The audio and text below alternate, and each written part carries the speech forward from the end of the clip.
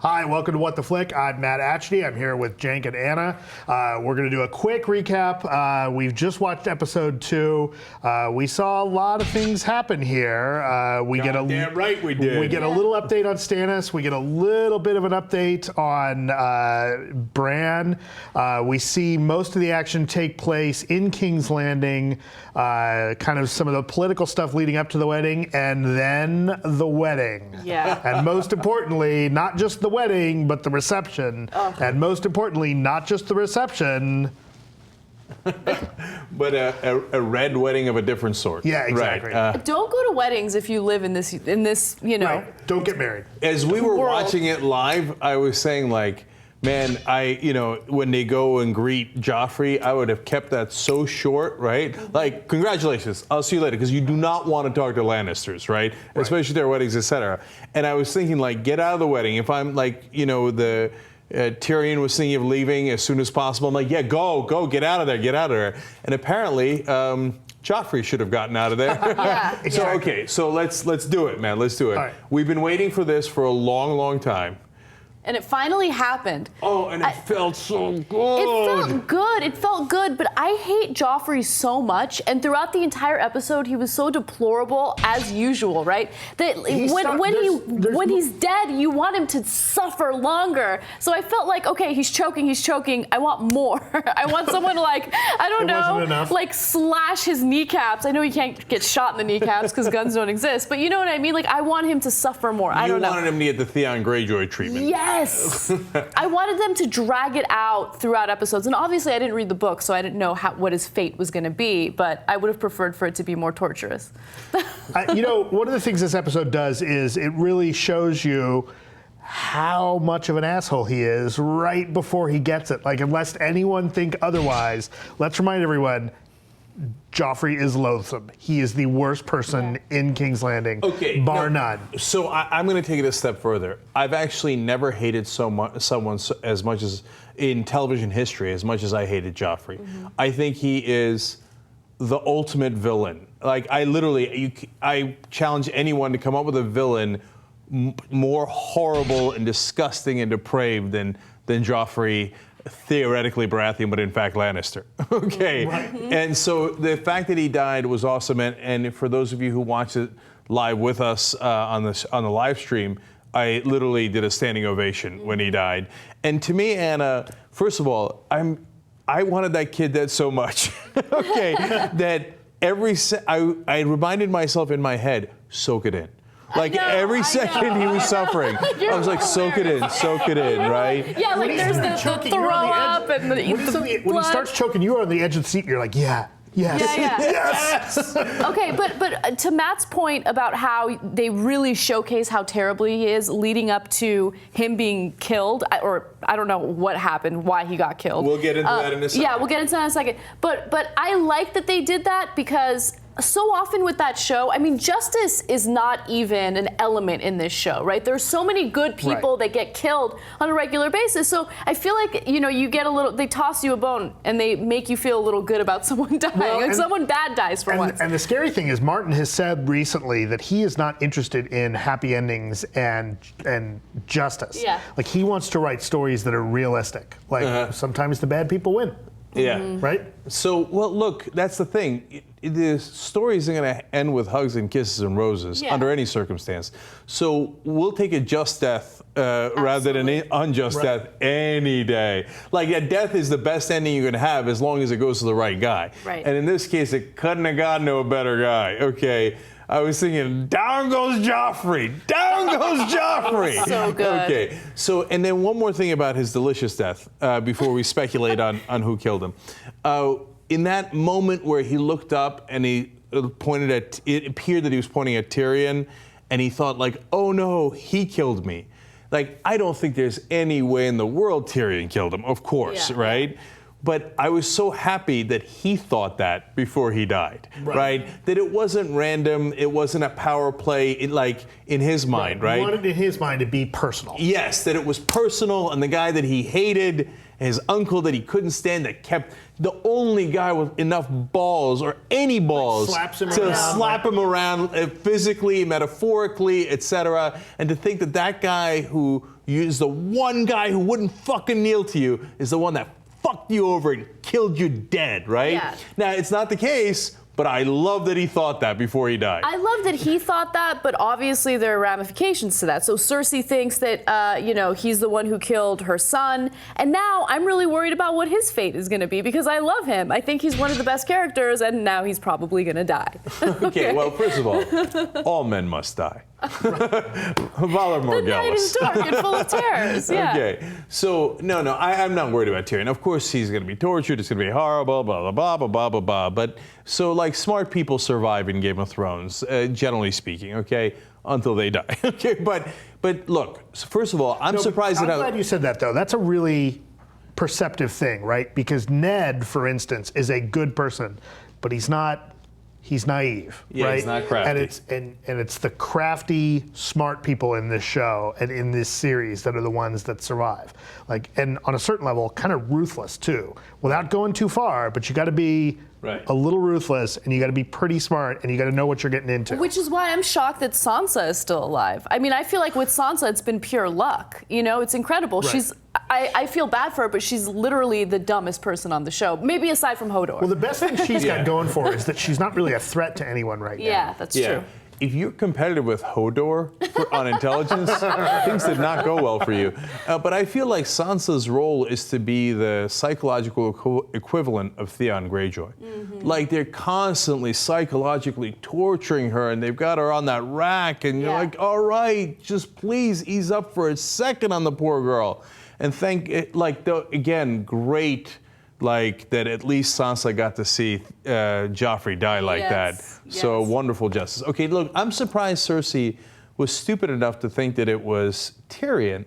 Well, I mean, if I cared about Joffrey, I would immediately think, what's the power play here, right? Who stands to gain most from Joffrey dying, right? And it isn't Tyrion, and Tyrion's carrying the cup. He wouldn't be stupid enough to poison the cup. But Cersei doesn't think that way. Cersei is nowhere near as smart as she thinks she is. Yeah, Cersei is dumb enough to ask. She thinks she's smart, but she isn't, right? We just got Joffrey pointedly mocking his uncle with the 5 kings, right? Right. And then he goads his uncle into getting out there, and then he makes him be the cupbearer. So we've spent the last 10 minutes seeing Joffrey embarrass Tyrion.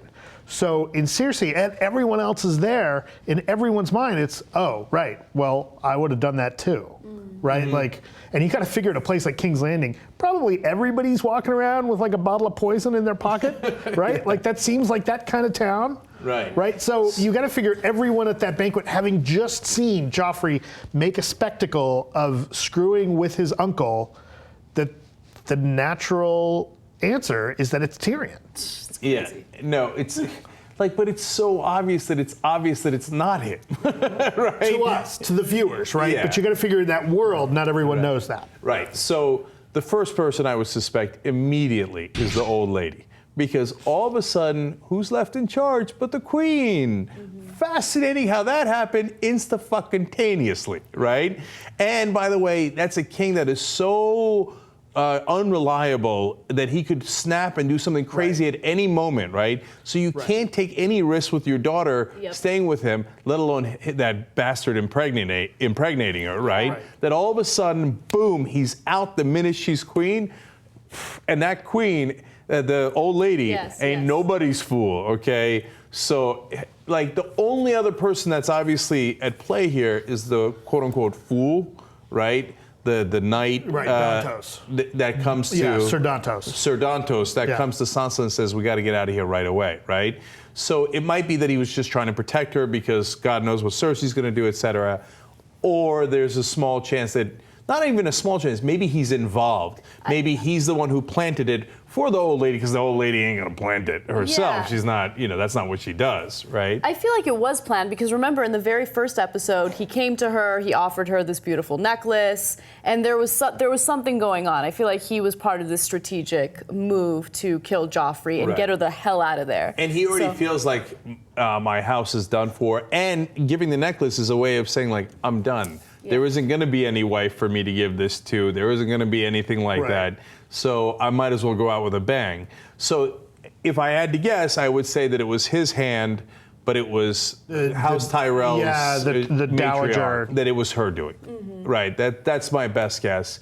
And if I'm Tywin Lannister, that's immediately what I think. I mean, come on, Cersei's stupid, but Tywin ain't stupid, right? So, speaking of Cersei being stupid, I think it was really ridiculous of her to accuse Brienne of Tarth to like have some sort of feelings for her brother and to confront her about it. At the same time, her brother confronts the guy that she's supposed to marry about how he can't marry her. You guys need to be smarter about that. Like, you guys are obviously having this incestuous relationship and it's a little shady and crazy, but you're like out in the open about it. One of the things to keep in mind about Cersei is that she's gone a little power crazy. Yes. Right? And so she's not necessarily thinking that clearly. She's not, and again, she's not as sharp as she thinks she is. And there's a little bit of that, I think, going on with Tywin too. Like the way we're seeing Tywin, I think that Tywin wants to see his children in the best light possible. He has to have heard the accusations about Cersei and her brother, right. But he's not going to believe them. Right? Like, he's not going to automatically act. I mean, as viewers, we know, but Tywin hasn't been watching the show. That's the difference, right? So you got to figure, one of the things to keep in mind with the show is not everybody knows everything we've seen. Yeah. We oftentimes know a lot more information than any of the characters do. Yeah, I've always wondered if Tywin knew about Cersei and the Kingslayer, right? Jaime. Right, and I don't know, to this day I don't know if he knows or doesn't know, and knows that Joffrey is actually fully Lannister. But he's gotta know. I mean, I don't know. Look, if they... Well, but the other thing with Tywin too is you gotta figure out, like, does it matter? Because from a political standpoint, even if he knows that Cersei and Jaime together had 3 children, publicly he can't act on that, because publicly, if he acts like those Baratheon kids, then he stands to still wield the same power in that he's the head of the Lannister family and the Lannisters are basically taking the throne. If he publicly admits and goes the more honest route, this is why smart people survive. If he goes the more honest route, then the Lannisters are outcasts, and they have no claim to the throne, which is the last thing he wants. What he's angling is to have the throne. Yeah. One final thing about Joffrey before we wonderfully lay him to rest is that Jaime, it's fascinating. Jaime is his father, right?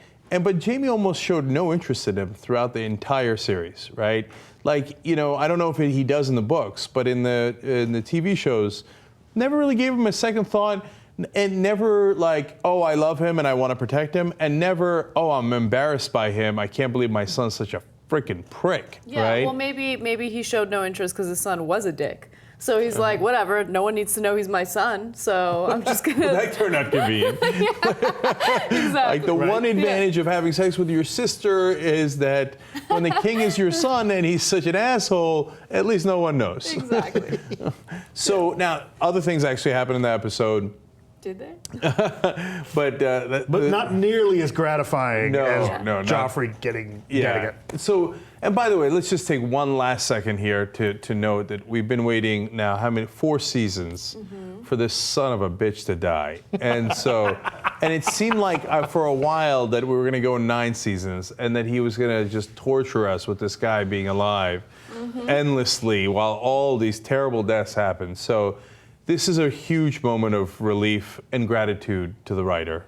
So thank you for finally putting him in. And you know what? You did it. It was a great, little, it was like sex. He drew it out just enough so that when we hit the climax, it was so nice. Yeah, there was great relief. Oh, thanks God.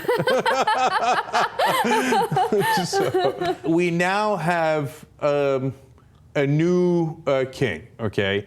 I don't mean in the physical sense of hierarchy and there's going to be a new king or queen or whatever. I mean a new king of bad guys, and that's Ramsay Snow.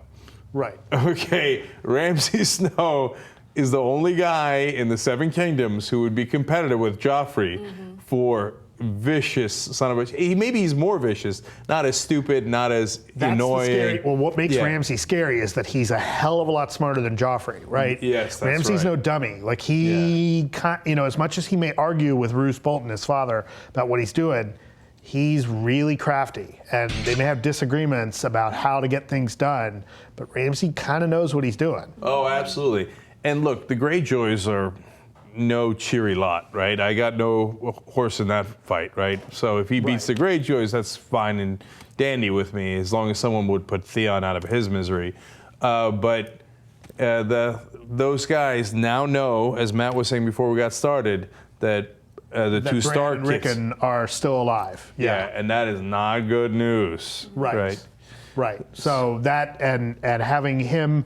So Ramsay mentioned that Jon Snow, who is also part Stark, is at the Castle Black. Right. So now it's setting up that the Boltons are going to may march on Castle Black. Mm-hmm. Meanwhile, Roose Bolton has given Ramsay orders to march against the Greyjoys and capture the area that they're in. And the carrot he's dangling in front is like, maybe I'll make you a Bolton for real. Right. So I don't know how that bastard to unbastardizing goes, but okay, all right. Yeah. So we'll find out, I guess. But I think the main thing is I was watching Brandon talking to the tree, and and Matt, before I go on, what did the tree say, if you remember? So he touched one of those trees. I think they're the werewoods. I can't remember off the top of my head. There was one at. There was one where the Starks' castle was, right? They're peppered at Winterfell. Yeah. They're peppered all over the north, and they've got a connection. They're mystical trees. Right. And so he touched one, and it brought him a vision from the three-eyed raven that he'd been mentioning he has to find. That's right. And as much as he was seeing visions, he sees both visions of the past and the future. Mm-hmm. But the raven very specifically told him, "Come find me. I'm north." Mm-hmm. So that's when we presume he has to go further north. Yeah. So obviously in the vision, I don't know if it's obvious, but the most interesting thing to me was the shadow of the dragon over the Red Keep, right? Mm-hmm. So now the question is, was that in the past or was that in the future, right? Yeah. Because the dragons used to be over the Red Keep all the time. Okay, but let's keep it real. Everybody thinks that it's the future. Yeah. And that was another moment where I nearly lost it in my pants, because I'm like, here come the dragons, right? But luckily I didn't, saved it for later. Okay. So the shadow of the dragons was badass. Yeah. That was awesome. So two things really stood out to me. One was what you just mentioned with the shadow of the dragons. Another was that he saw the vision from the past, and it was the vision of Cersei and Jaime. You don't see Cersei and Jaime together. Yeah. You heard. You're right. Yeah. So he heard Cersei say, "He saw us." And then that was right before they tossed him off the tower, and that's why he can't walk now. But he doesn't remember seeing them, so that was important. And I'm wondering whether or not that's going to play a role in how things, develop in the future. Right. So my macro point on that is, I always think in Game of Thrones, is there any unkillable characters? Right? So everybody seems so goddamn killable. I mean, if they were starting with Ned Stark, and you go long list. And I think if there are two unkillable characters, I always think that they're Daenerys and Brandon. Okay? Because Brandon is so pivotal, and his visions and the fact that he's the last remaining Stark. And I know Rickon's there, but he's older than Rickon, right? Right. And that he seems like he's going to be such an important character in defeating the crazy, White Walkers and all that stuff. Like Jon Snow, you think maybe is in that category because he's such an important character, but he's an idiot, right? Like he's not an idiot, but he's not crafty. He's not smart. He doesn't play all those games, etc. So he could easily die, right? Mm-hmm. But so Brandon having that vision, I thought was really important and is going to play probably a huge role down the road. Definitely. I don't think anyone's unkillable. I think that, Fair enough. The jury's still out. There's 2-3 more books coming. Martin's not finished the story, so who knows what's going to happen. But what I will tell you is from the history, in the first season, we see Ned, and you start thinking this is Ned's story, and then he gets the axe, right? Right. And then the whole series pivots, and you start thinking maybe it's Rob's story, right? It could be Rob's story. Right. Nope, he doesn't survive either. So it's really, this is a story about the succession and chaos in a kingdom and people vying for power. I don't know that anyone's safe, right? I mean, that's one of the exciting things about these books. There's no hero shield, right? And it's the same thing with the series. No one is safe. And as much as, it's funny because Martin will threaten characters when people piss him off. He's like, don't make me mad or I might kill this particular character everybody loves.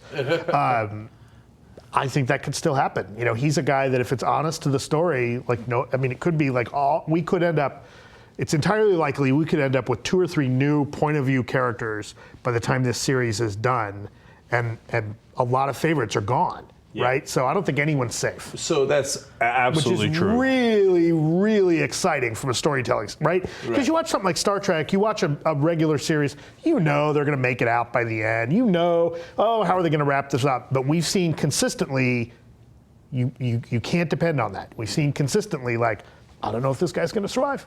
Yeah, nobody's wearing a red shirt. Right, exactly. No, they're all wearing red shirts. That's the right. thing. Everybody's wearing a red shirt. Yeah. But today, finally, someone we wanted wearing a red shirt wore the fucking red shirt.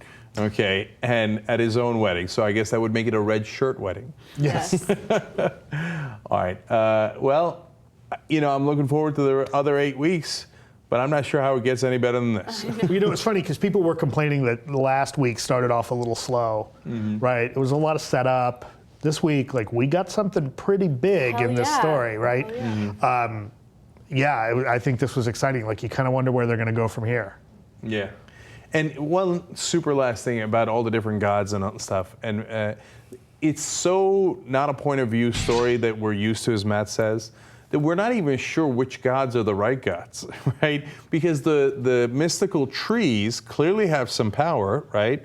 But so does the Lord, the Lord of the Light or whatever. The Lord of Light. Lord of Light, right? Clearly has some power, right? I mean, they've got the vagina monster on their team, right? Yes. Okay, so...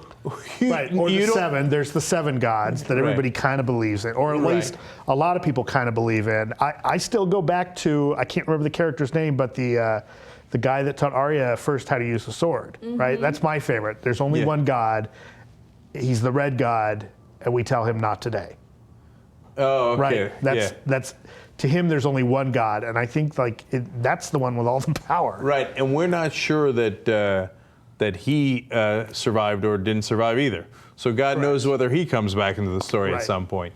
So we'll see, and God knows what the red woman is going to do going forward. The minute she walked into the room with the daughter, I was like, oh no, please don't do anything bad to her. Please don't do anything bad to her.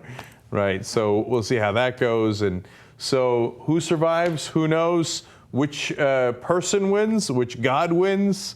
No one knows, and that's why we all love Game of Thrones. Well, thank you very much. So we'll be back next week, episode 3. Thanks for joining us. We'll have a good time waiting for the next episode. All right, we'll see you next week. Thanks a lot.